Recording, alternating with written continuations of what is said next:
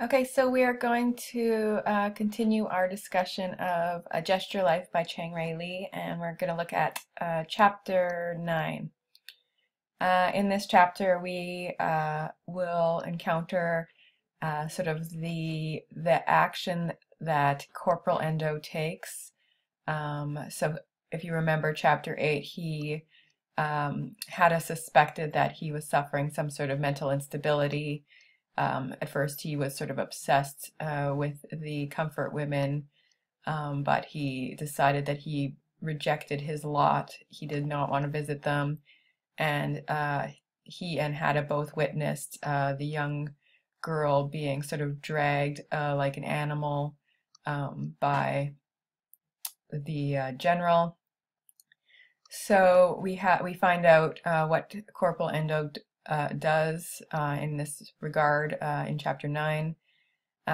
We also have an interesting passage where Hada is sort of reflecting on Captain Ono, so his senior officer, and Captain Ono becomes almost like the hegemonic or masculine role model whom uh, Hada looks up to. And there's also this idea of a contrast or contradiction in relation to how the Japanese soldier is sort of described in folklore and then the reality that the men experience. So we'll also talk about that a little bit. Okay, so let's continue our discussion of A Gesture Life and look more closely at chapter 9. So because of Hada's sort of relationship, his friendship, and kind of um, conversations that he would have with Corporal Endo, who is some sort of the outcast of the social order, he suffers, his reputation suffers a little bit. So some of the other men make fun of Hada for sort of taking Corporal Endo under his wing and giving him advice. And there's rumors starting around in camp that, Hada intends to be a mental therapist in after the war. And Captain Endo or Ono actually sort of humiliates Hada by sort of asking him to take a look at one of the patients who exhibits, symptoms of post-traumatic stress disorder or, traumatic neuroses, whatever you want to call it. And this occurs on page 178. So Captain Ono casually mentioned during an inspection of the ward that I might take an interest in one of the soldiers who had just come in from the front, who had not a scratch on his body but could no longer see or hear or speak. Captain Ono had effected all manner of examination on the man and finally ended up restraining his arms and legs and beating him on the feet with a switch.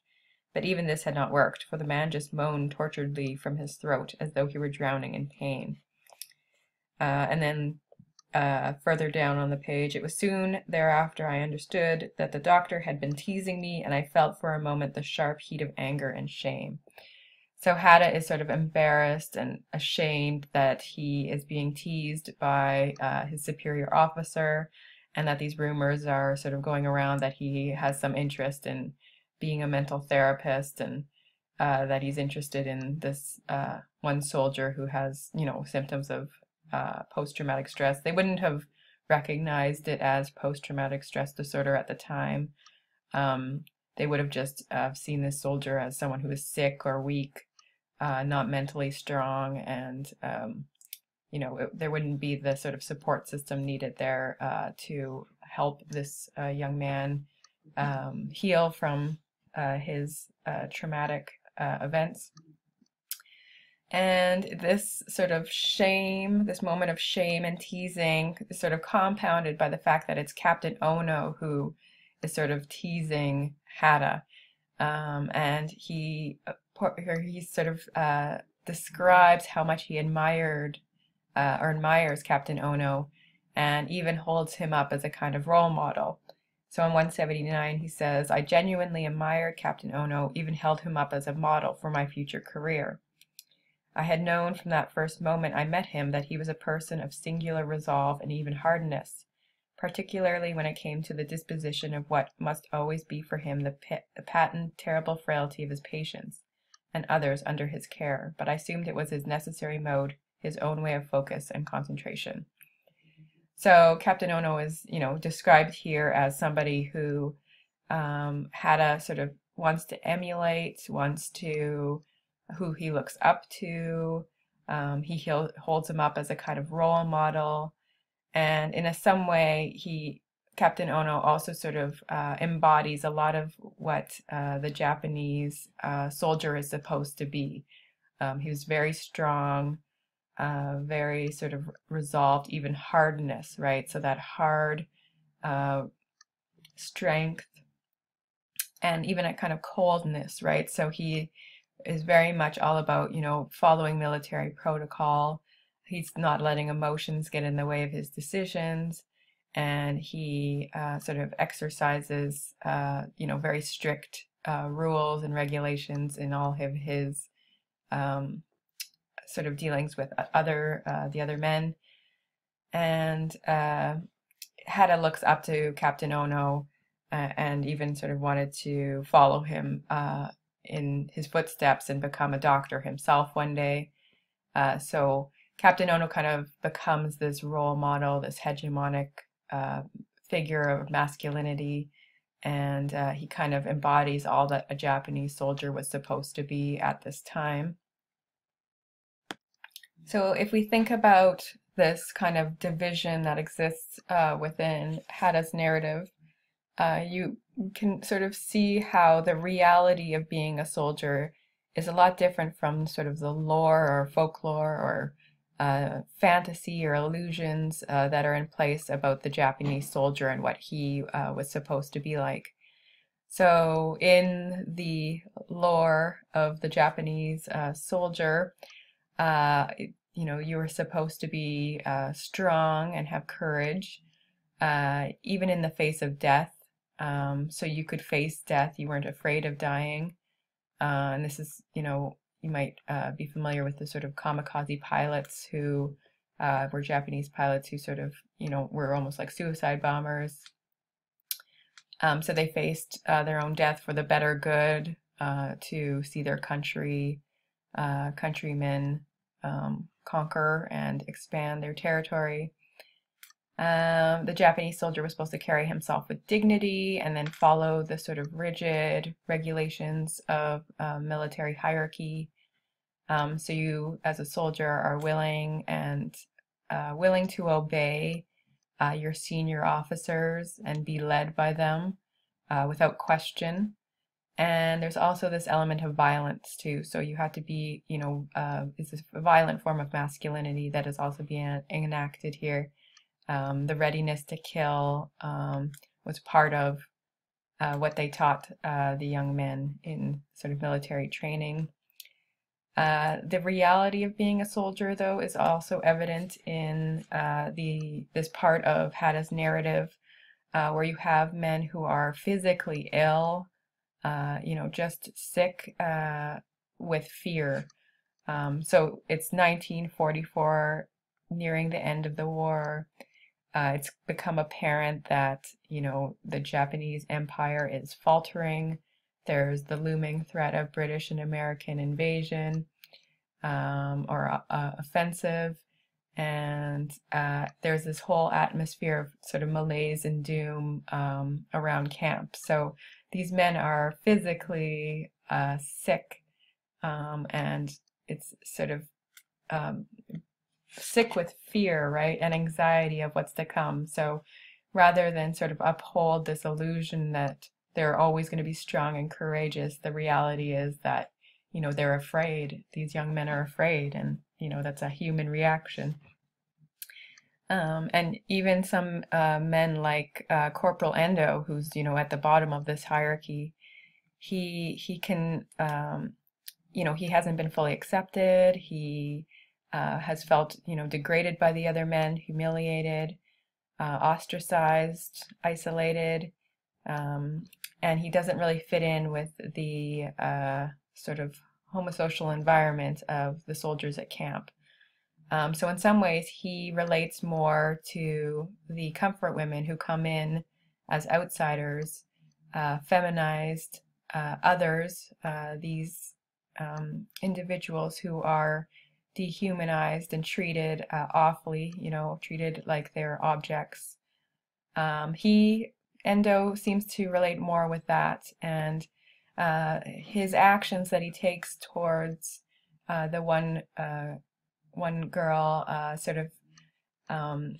it becomes a kind of symbolic gesture of his feelings of identification with the comfort woman. So let's talk a little bit more about what Corporal Endo ends up doing. So after Hada examines the comfort women, and he's been sort of admonished by Captain Ono for not keeping his medical examination room pristine. So the doctor always sort of admonishes or criticizes Hada for not being good enough. And then we have Mrs. Matsui, who is the Japanese sort of caretaker of the comfort women. And I use the term caretaker loosely. She's very, abusive to the young girls.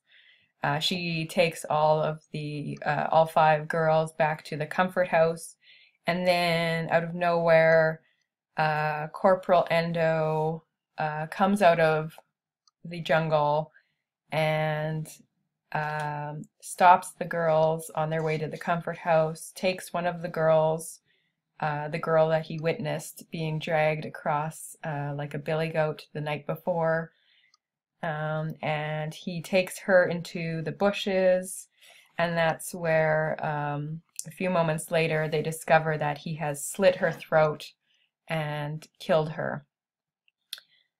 So it was a quick death. He slashes this young girl's throat and she dies almost instantly. Corporal Endo is then punished. He's captured, punished, and he confesses that he killed her. And then his punishment is death. But the fact that he's charged not with murder, but with, this is on page 189, with treasonous action against the corps, he should be considered as guilty as any saboteur who had stolen or despoiled the camp's armament or rations. So they treat him as if the crime that he's committed was, an act of stealing or ruining the property of the camp, not an act of murder. So they don't even recognize the girl as a human, as a person. So it's not considered murder. He's guilty of stealing or ruining the camp rations. So she's considered a ration, just a tool or an object that the camp possesses. So I'm interested in sort of hearing what your thoughts are at this time. Do you think he felt pity for the girl, that's why he killed her, or do you think there's something else going on? It does seem to me as if it's sort of a mercy killing. And I would say that we know, we can see that on page 188, where it's Hada who sort of remarks on the fact that Corporal Endo sits there after he's murdered the girl, and this is on 188, he merely sat there, his knees limply splayed out, his cap fallen off, an errant expression on his face like a man who has seen his other self. So the fact that Corporal Endo has seen his other self in this young girl who's been treated so cruelly and tortured and objectified and dehumanized, he sees himself in this girl and then he kills her. So it's sort of in a way, like a mercy killing, or he's sort of killing himself in a way as well. So he realizes, this is a death sentence. So both the soldier and the woman are both